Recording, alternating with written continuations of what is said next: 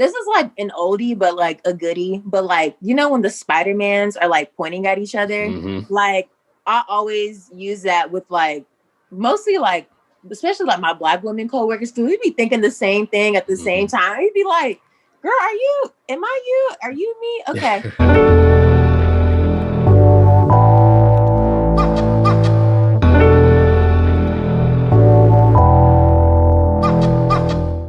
What's going on, everybody? Thanks for joining us for another episode of the Black Student Success Podcast, where we bring you insight and guidance from successful Black professionals. My name is Selvin. Of course, we appreciate your support. So today we're going to bring on and talk to a multi-talented creative. She is the assistant product manager for Adidas. She's also the founder and creative director for Everything Boisterous. So we're going to talk to her about her journey, what has led up to all the opportunities that she's gotten, especially when it comes to the different areas that she's been able to express herself creatively in. So let's welcome Jaconna Jacobs to the show. How are you doing today? Woo, thank you. Thank you for that amazing intro. Thank you for having me, number one, and just thank you for this platform. Absolutely. So we're going to start the show by giving yourself an opportunity to introduce yourself and let the listeners know a little bit more about you by asking, who is Jaconna Jacobs? Whew. A very layered individual. I like to describe myself as a good person with ideas. And I say that because I think a lot of times we define ourselves by, you know, what we do. And yeah, I'm just, you know, I try to be a good person. I just have a lot of ideas, and it's gotten me to a lot of spaces and a lot of places. And yeah, I'm a girl from the South, you know, originally born in Virginia, Newport News, or the 7-5. And I grew up in Fayetteville, North Carolina, or what people would know as Dreamville. So I was an Army kid growing up. I've always just been like a creative kid. Like when I was 7, like I used to like mark out my jeans and put like, you know, living color. Like I thought I was going to own a clothing line one day when I was like 7, like just, you know, really off the wall things. I was a thrifter kind of girl. And yeah, I've always kind of been like a tomboy who was really into clothes and fashion and magazines, really. That's what I grew up on. So yeah, that's kind of a little bit my background. Yeah, I have an older sister. She's played a huge part of my tastes, whether that's music, whether that's fashion. And yeah, like I think something I've always kind of just grown up on is, you know, use what you have, you know, whether you're broke, you know, use whatever resources you have in hand. You know, I wasn't always like in this position, but the things that allowed me to get here, you know, have been kind of just finessing, you know, like when I didn't have a camera, I used, you know, my iPhone to do interviews, you know, so really just in the trenches with it. But I think those things kind of build character. And I think those things, you know, have kind of brought me in this place, and which is why I'm talking with you today. So yeah. We appreciate your time, and just, you know, thank you for that introduction and kind of letting people know kind of what you've built up to.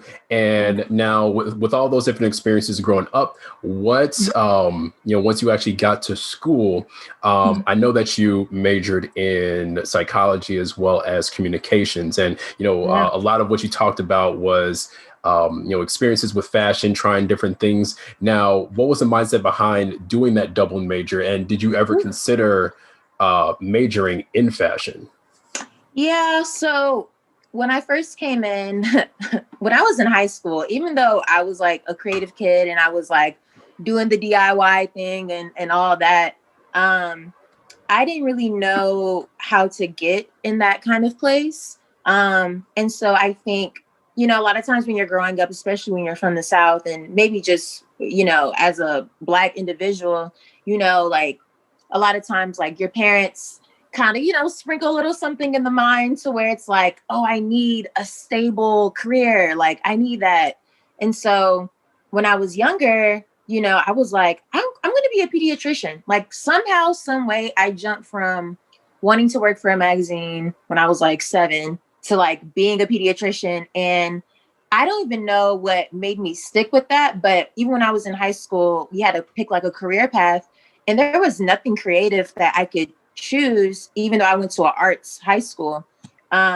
So yeah, you had like dance and all that, but I wasn't a dancer. So I didn't really fit in a lane. So I picked health to focus on. And I was like, okay, I'm really good at giving like my friends advice. Like I'm a very empathetic person. And so I used to joke around and be like, wow, I really feel like I can be somebody's therapist, like because of just the way I handle different people's emotions and perspectives. And so I was like, okay, if I'm going to go to college for something, I think it could be psychology. But even with that, I was like, okay, if I can double major in psychology and still, work my way into like mass media a little bit, then maybe I can juggle both. So I did those things. And even though from the outside looking in, those two lanes look completely different from one another, they're actually really, really related, because psychology has a lot to do with emotion. And when it comes to marketing, it's a lot of emotion. And, I just think perspective that you kind of have to have in order to really see things from your view, but also maybe a consumer's view. So at that time, I thought I was just, going to school and just, taking a careers class on psychology and being like, okay, I want to be a psychologist. But then I was just like, man, like maybe I can put this idea on hold and really focus on what I'm passionate about in real time, which is, getting into mass communications and just seeing where I can fit. So psychology is actually the reason why, I even started a blog, ironically. Um, I had a lot of classes, obviously, because I was a double major, did not know what I was getting myself into. And when I would come back to my dorm, we all have the ramen noodles, laid out and all that. And I kind of got tired of that. It just became like routine.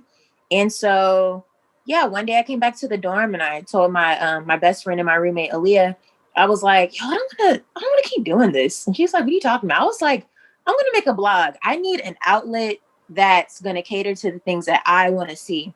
And so I started a blog that looked super amateur. It was on Blogspot. Terrible domain to work with. Sorry, but it just is.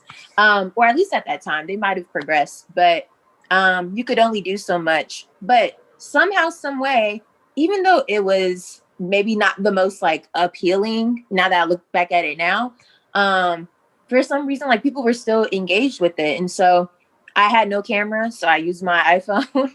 I was taking pictures of people on campus, and I eventually got a job at Zoomies. So I was taking a lot of pictures of people I was becoming friends with, just on the day to day. And North Carolina, even at that time, was a music hub, but I don't think that people outside of North Carolina wanted to accept that. And so a lot of the times, just knowing friends and just having a wide range of people that I knew, they would like send me their music. And so I would be like, okay, I'm just going to post it. Or even if somebody sent me like a snippet, like I was just posting it. And then one day I played a fake videographer for one of my friends. His name is Gordon. And one of his friends had walked up to me and was just like, you're the blog girl. And I'm like, what are you talking about? Like, who is this guy? And I was like, I don't know what that's supposed to mean, but okay. And he actually told me, like, you know what? I think your blog looks a little amateur. This is when I had Blogspot. And I was like, who does this guy think he is? Yeah. Talking to me about how I'm running my blog. So I really took it to heart. But then I was like, is there some validity in that? I don't know. So that summer, I scrapped the whole blog spot and I started on WordPress, and I stayed up a couple nights in a row, like trying to figure out the templates and all that. And once I got it to look a certain way that I wanted it to look, I was like, okay, I'm going to start doing interviews again. I had already had one out, but I was like, okay, let me start really building this like an editorial. So I had a friend named David Wept, who's like a crazy, phenomenal director now. But at that time, he was filming my interviews for free, just out of, volunteering. And we did interviews with like JK the Reaper, and he would drive with me to Charlotte just to film an interview. Just like a lot of grit just went into it. And then social media, you know what I'm saying? Like it was a great tool then and it's still a good tool now. And there were people that I wanted to reach out to, but like I said, I was a college student. I wasn't in the industry. I wasn't plugged, you know what I'm saying? So even the people I wanted to interview, I felt like they weren't in reach. So what I would do was go to the DMs and send them kind of like a really passionate, DM just saying that I really want to interview them and I knew a lot about them. And it's how I got my interview with Jinx from State of the Culture. And yeah, a lot of them really. Daryl Brown, who runs Midwest Kids now, he actually works with Adidas, ironically now. But at that time, he was working for Rocksmith New York and he was Kanye's stylist. So yeah, I finesse those through emails and social media. And yeah, if I wouldn't have double majored, I probably wouldn't have never made it. I just needed an outlet so bad at that time. So yeah. Yeah. Yeah. I mean, it sounds like a lot went into that, and Yes. it went into, it goes back to the fact that you double majored and Yeah. you found a way to put these two pieces together while Hmm. still being able to, continue with the blog and continue the things that you're, most passionate with so that you didn't Yeah. feel like it was a waste. So it sounds like you were able to, in the end, bring everything together pretty well. Yeah. How far into your college career did you kind of figure that out and started straying away from the whole like therapist or psychologist Mm. type of mindset? How far were you in? Whew. It's that's a really great question. I would say maybe my junior year.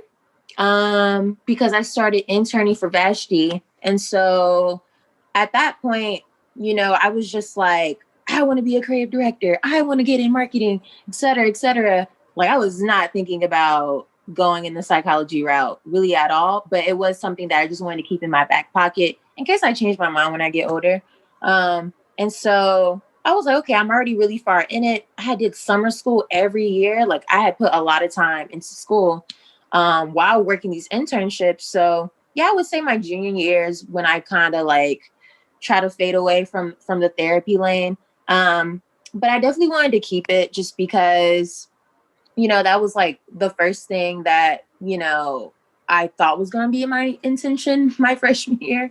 And yeah, like ironically so, like even now, I'm very grateful that I did double major in that because even though I love like the industry that I'm in now, there's a lot of things that I think individuals need. And I feel like my purpose is helping people. So I think that I realized I wanted to help people and I realized my purpose, maybe my junior year of college, and it's still evolving, don't get me wrong. But I realized that was my purpose. And so any career that would cater to me helping people, whether that was from a creative aspect or a mental aspect, I was going to be okay with. But yeah, I would say junior years when I was like focused, like I got to be in this creative lane. So yeah. There you go. There you go. Yeah. Nice. So now let's actually talk about some of those different opportunities and how you got to them. You had the chance to do work for the, Do Rag Fest. You've gotten to work for the AC3 Music Festival and a number of different projects. Now, what would you say has been something that has made you successful in getting those opportunities? Not only that, but also doing well in those different opportunities. So to be completely honest and transparent, working at A3C and working at the Durag Festival were opportunities I basically volunteered to work for because at that time, I had went back home. I went back to Fayetteville, which was not maybe the thing I was looking forward to at that time. I thought I have these internships. I'm going to get a job immediately out of college. And it didn't work that way. You know what I'm saying? And I think it could be kind of crushing, especially when like us as young people don't get the opportunities, as quick as we think that we deserve them, or as quick as, we want people to realize that we belong in that space.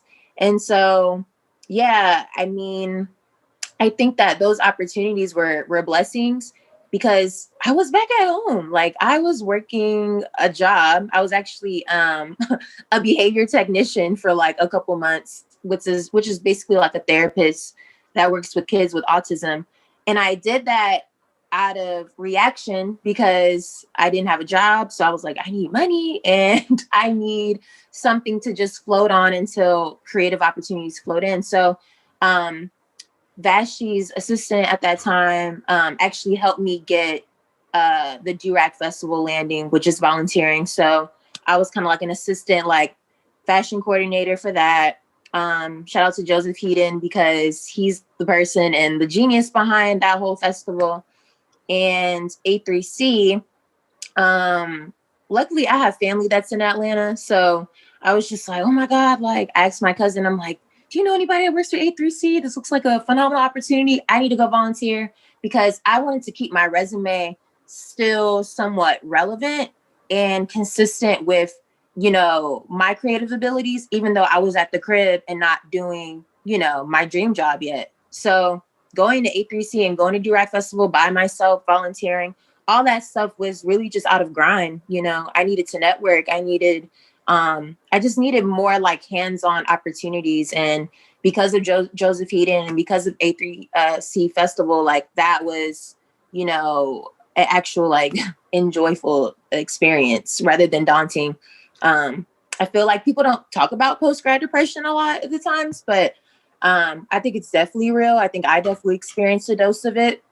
So volunteering was kind of like my way of motivating myself to keep going, essentially, So yeah. Yeah. And then I'm glad that you mentioned that those were, voluntary opportunities, because someone on the outside and me especially, I would think you would, get like a stipend or, get paid for those different types of things. But you're providing, you're doing a twofold thing. You're providing that, creative aspect to help, make those different festivals, make them be successful. And then you're, giving yourself something to put on your resume. I know for you, it was, also a way to have an outlet, as you're trying to get through the whole post-grad, element. Wave. Yeah, exactly. So So it's good that you're able to find those things and then have that kind of build up into the opportunities that you have. And so now, you're in this position, you're working for Adidas, not many people can say that. What has that been like, being able to build up into something? Now you're working for this, this really prominent company, and you're still able to express yourself creatively through it. It's been quite surreal, this is never an opportunity that I, manifested, like I didn't manifest this in college because I never knew that I could be in this space. And I think that can be a good thing, but I think it can also be kind of dangerous, when you don't have representation, whether that's in your city or just, people really in reach to be like, wow, I can actually go to this brand and go do things that, I enjoy and actually be a part of the storytelling.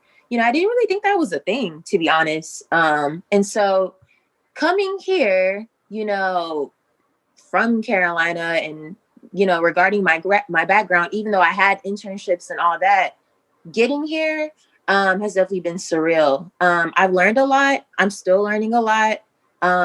I have a huge, huge, huge appreciation for Black people and just people of color that do work behind the scenes in general. I don't think sometimes that light is shed a lot. I think sometimes when you're just seeing a company front facing, you're seeing, Black people in the commercials or whatever, there's an assumption that it looks that way behind closed doors, and it's not, And so I think with just that, is motivating, but also in balance, you kind of want to see more. You're never, at least for me, even being at the table, I'm not completely satisfied because I want to see more people at the table that not only like look like me, but also want to see people that don't look like me, but also are still within, our community. And so it's been a reflective experience. It's been an experience that has definitely tested my hard work. And it's really tested my grind. Like if I thought I knew grind in college, no, this is the test. Adulthood. There you go. There you go. You're taking that next level. Yeah, really, because I think, and this is just me, but and I think maybe other people would agree too, but like I think when you hear a huge brand name, it's like, oh, you need to present yourself in this way and that way. And I think that shit's dangerous. You know what I'm saying? Like, I've had student interns that have worked under me, and I tell them all the time, like, I need you to come in this office like as yourself. I don't need you to be something that you see other people, being, or, you know, presenting this facade that isn't really you. I think that's dangerous. You know what I'm saying? And I think it's dangerous, to just self, but I think it's also dangerous to maybe people that you're presenting that to, because it's not real. You know what I'm saying? It's not real. It's not authentic. So, yeah, I would say like coming here has been um it's been a good test to see, okay, who is that girl in Carolina that didn't have the Adidas shop, and what does that girl still look like now? And I don't think I've really changed much. If anything, I've learned a lot. And I've learned what works and like what doesn't work, and what can be in the gray area and what needs improvement too. I think when anybody goes to a big company, you have to expect pros and cons. You know what I'm saying? It's not going to be perfect. Um, but I think it's really important to find your own community at work, as well as outside, because a lot of the times those people are championing you to make sure that you get into, bigger doors, you know what I'm saying? Or they're championing you to be a part of certain projects. And a lot of times, like, that's been Black women that I've worked with, Black women that I don't even work with day to day, that have kind of been like my motivating factor, because I'm just like, wow, like, you're so amazing and you're like doing multiple things, and like that motivates me. And in a interesting way, like, I really wish sometimes that I would have had representation that this was possible when I was younger, so that, maybe I could have, maybe been a little bit more intentional with getting here. But I also feel like all things happen for a reason. Even my way into this brand was unconventional. I'm a millennial, so and these companies don't have that many millennials working there. That's just the truth. And I don't know if it's like an ageist thing or what, but it's hard to get in these doors. And when I hear the same complaint, I tell people all the time, like, do you know how many rejection letters I've gotten from multiple brands, leading up to now? But it's very important to find people that are going to root for you to be in these seats, because, the resume is cool, but it's only 50% of it. It's how you present yourself when you're in front of the people that you're going to be working with. And if they like what they see, possibly they'll bring you on, but be really true to yourself. Like the assimilation thing, I don't encourage that. So that's been my biggest learning lesson with being here. That was Good. long-winded, but Yeah, that's no, and just no, being but transparent. it's a really good lesson to really put out there, especially for those who are even in high school now listening, or Yeah. those who are in college, and they might have this perspective of, what working for Adidas like is, or what working for just some big company, and how you have to present yourself to be able to get yourself into that. And so Yeah. it's good to hear that, with you doing you, being yourself, you got to where you wanted to get, and now you Yeah. don't have to put in the extra work to keep up something that isn't real. So Yeah. it's really good for you to really put that into words. Now, Yeah. kind of alluding to what you were talking to, having some of those Black women who were, influencing you and motivating you, and now Yeah. being, a leader yourself and having some presence, having a seat at the table. How important is that to you as a Black woman in the space that you're in? Ooh, heavy. it's a it's a blessing. And it comes with a lot of responsibility, but I think the biggest responsibility at the end of the day is not only to those women, but I think the bigger responsibility is to yourself, and making sure you're not losing yourself, because, you know, sometimes your ideas aren't going to be accepted, and rather that's because of what you look like, or because maybe the idea isn't what, the outside is looking for. Like really just staying close to what and what your perspective is at the table, like, is really important. Because if you have an idea or you have a certain perspective, you shouldn't be trying to shape it or mold it so that it's like everybody else. Groupthink is super dangerous. Like, if I learned anything from psychology, it was definitely that. And so even when I'm in meetings, I'm not afraid to disagree. I'm not afraid to call something out if I know it's not wrong, or I know that the community that they're targeting, it's not going to work for.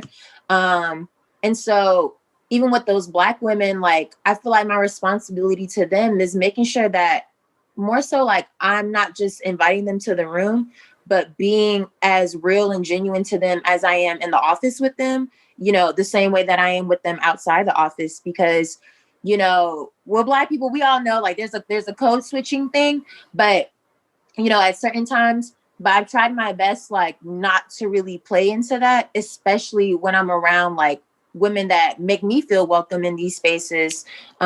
Because, we're not changing our tone. We're not like, oh, girl, we can't talk about this right here, right now. It's like, no, like, whatever we want to talk about, rather that's like what's happening in Detroit versus like what's happening in North Carolina versus, what's happening in Tennessee. Like, we can have those conversations and be comfortable with one another. And probably the biggest thing that I feel like I have responsibility to when it does come to them is really just having their back, and just, pulling them to the side if, there is a conversation that we need to have that maybe other people in the room are overlooking. If I feel like, one of those women are being overlooked in a certain way, I'm still going to let them know, like, girl, I still see you. Like, I see you regardless.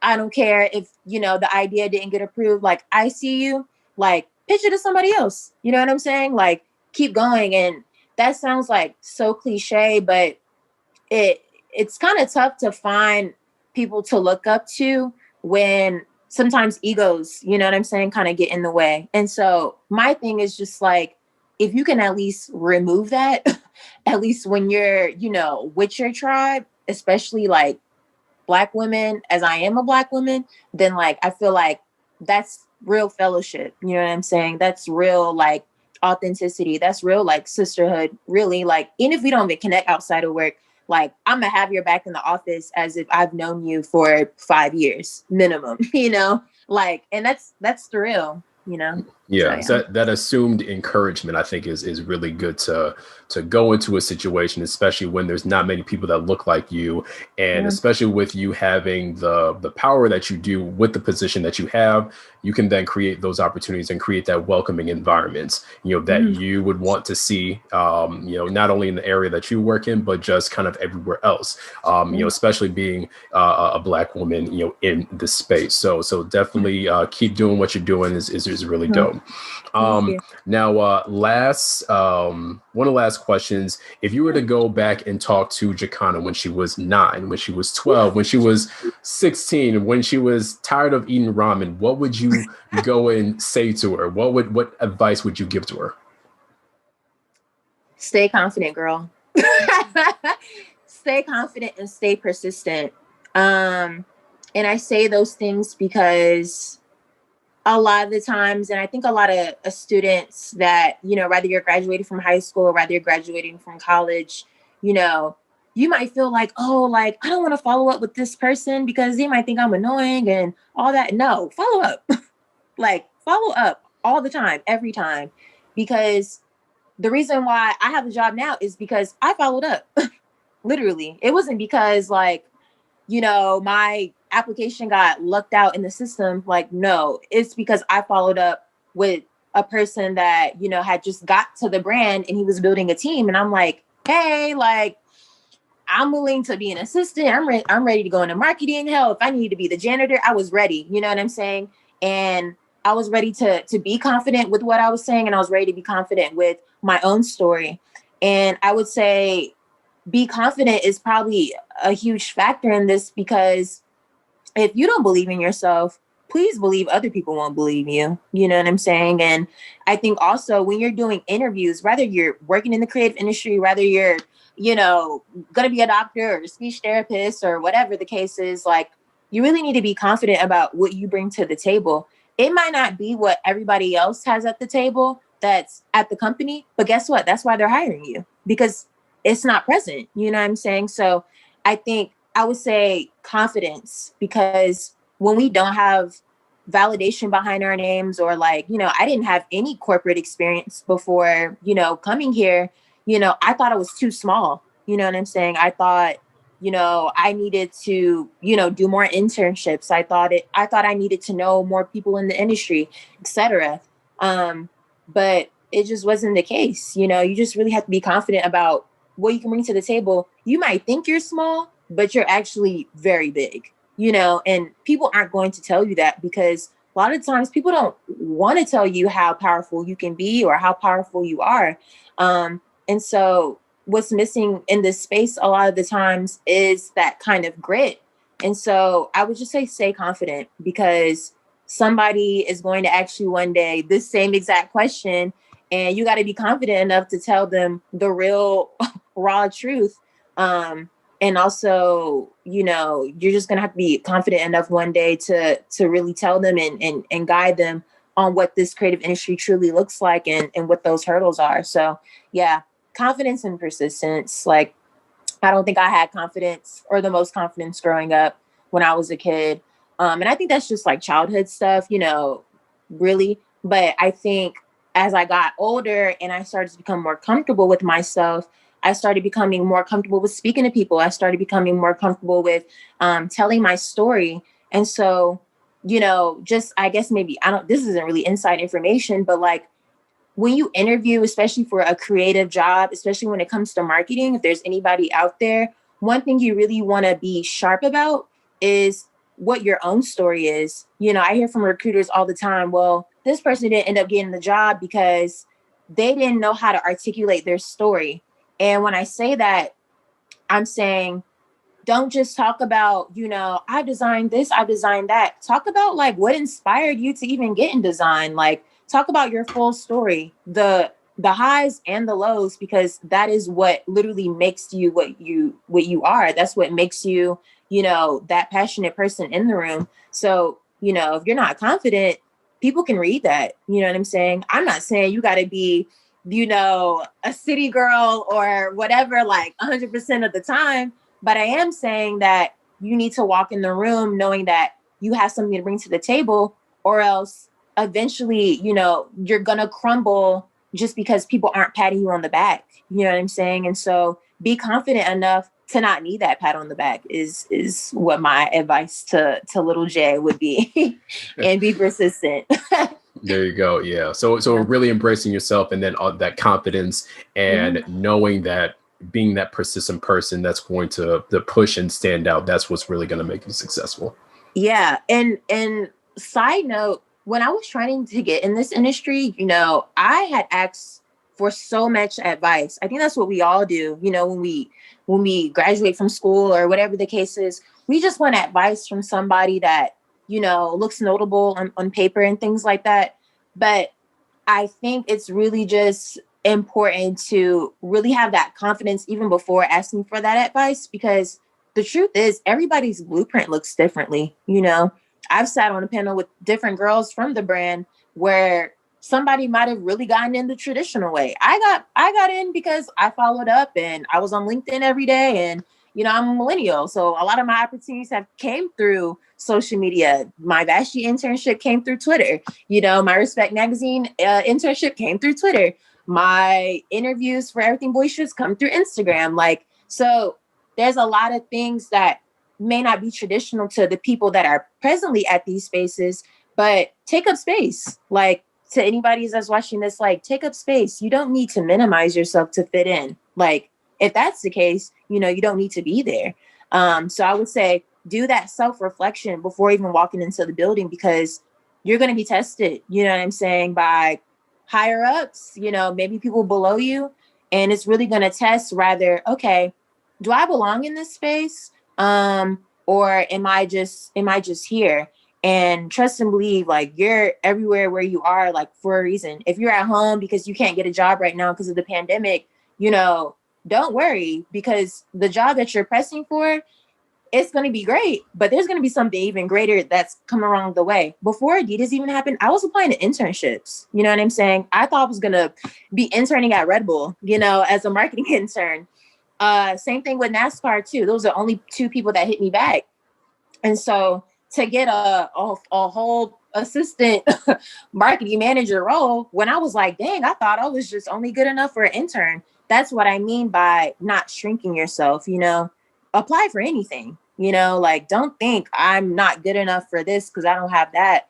Even people my own age and even older than me don't feel like sometimes they're good enough to be in certain spaces. But I always tell them, like, I don't know if I can curse on here, but like, F that. Like, you know what I'm saying? Like, they need you more than you need them, And I think as soon as you switch that mentality, you're never going to feel like, you're intruding in the space. And if you are, then so be it, So that's my little tack for the day. There you go. Gems from Jaconna. There you go. So no, that was really good. Putting that all together. So thank you for that. So now before we do wrap up, I want to give the listeners an opportunity to learn a little bit more about you with a few fun questions. So, with us being all over social media, and I know that Gen Y, Gen Z is always on top of memes. What would you say are the top 3 memes? If not of all time, ones that are kind of, resonating with you currently? Ooh, that's hilarious. So I would say 3 memes that are resonating with me right now. I don't know. I would say this is like an oldie, but like a goodie. But like, when the Spider-Mans are like pointing at each other, like I always use that with like, mostly like, especially like my Black women coworkers too. We'd be thinking the same thing at the same time. We'd be like, girl, am I you? Are you me? Okay. So I would say that one's like a classic. My other ones, okay, I feel like this meme hasn't really been like seen. It's probably like hidden, but I would probably say like there's a meme where the girl's like lace front is covering her eyes. And I love that one because it's just like, I'm not seeing nothing. I'm not hearing nothing. Like, I'm just don't even look at me. I'm just here. There you go. So I would say that. And then my third one, it would be Dr. Umar. I beg your pardon. Like, that's just like my favorite because I feel like I'm him and he's me. And yeah, a lot of times, like, when people question certain things, I just be like, I beg your pardon? Like, right. So I would say those 3. And I love Dr. Umar. Perfect. You covered the whole spectrum of the history of memes. So that was really good. If your response to someone is, I'm on my way, where are you? I'm at the crib. I'm lying. Because, sometimes I can be, fashionably I'm a little 5 minutes late. So yeah, I would say if I'm on the way, chances are I just got in the car, my title just connected to my Bluetooth, and yeah, I'm just getting out the parking lot. Okay. So, yeah. Okay. There you go. All right. Now, if you were to look at the tracksuit, and the shell toes, which one do you think has had more impact on Black culture? Ooh. I would say, oh man, it's tough. I would say the tracksuit. And I say that because, it's a silhouette, it's unisex. And I feel that it's been so many different renditions of the tracksuit. I mean, if you go as far as way back when like Run DMC really like influenced the brand heavy, you know what I'm saying? Like, I feel like the tracksuit is like the main attraction for sure. But then like you kind of can't have the shell toes without the tracksuit. But I would say the tracksuit is probably more influential, like from them to even now with like Wells Bronner, you know what I'm saying? Like with her doing the things that she's doing with the tracksuit and making it a little bit more like slim fit, and still kind of fitting like that 70s aesthetic. And if you want to go kind of in between time, during like the Missy era, she was wearing the tracksuits, the people in her videos were wearing the tracksuits. And I think it's just such a staple. Even when I watch like, there's a documentary on Netflix. It's called The Remix with like Misa Hilton and Kirby and a whole bunch of influential people. I still see her, wearing the track pants like in every take. And I'm just like, wow, like the fact that such like a silhouette so simple as like a tracksuit has had its moment, since the beginning. And I feel like, even when you think of hip hop, I'm a huge golden era hip hop fan. I love music. Like even when you think of like the 4 core principles of hip hop, breakdancing is one of them. And what were people breakdancing in? Tracksuits, so I would say the tracksuit. Perfect. Yeah, I know you can always have those two together. So Yeah. I was interested to see how you would answer that question. So that was really good. Now, yeah, I did not prep for that question at all. So please just give me my credit. You're all good. No, you're all good. You do well. So now, if you could be the stylist for any celebrity, who would it be? Ooh, wow. Right now, oh, that's tough.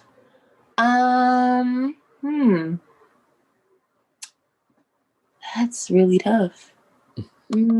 I would say, okay, I want to pick a guy and a girl. Is that okay? Yeah, go ahead. Okay. If it was a guy, I would pick Tyler the Creator. It's kind of tough because I'm between Tyler the Creator and Baby Keem. Like I love them a lot. So if somebody truly needed me, I would go to Baby Keem. I know Tyler doesn't need me, but like if he just wanted me to tag along, I would definitely show up. And then if a woman needed a stylist, I would go with Tracy Ellis Ross for sure. Yeah. Nice. All right. And then last question now, with you being from North Carolina, you've grown up there, you kind of know the ins and outs of where you grew up. Now, if somebody was visiting there, what's one thing that they have to experience before leaving? Ooh, wow. It's a great question. I would say North Carolina is so small. I'm like, what are the highlights? I would say, this is gonna sound so hometownish, but like, let's just do it anyway. I would say, first of all, I would bring in the Fayetteville first because we're a super small town, so there's really not that much to do. But with the things that you can do, I would take them to Roundabout, which is a skating rink. Everybody that's from Fayetteville knows what Roundabout is. A lot of us growing up used to go there like on the weekends and have, dance battles in the corner or, just be dancing like on the skating rink floor, just skate, like kids. But then I would follow it up by taking them to Cookout because Cookout is a staple in Carolina, whether you're in Fayetteville, whether you're in Charlotte, everybody pulls up to Cookout after 12 a.m.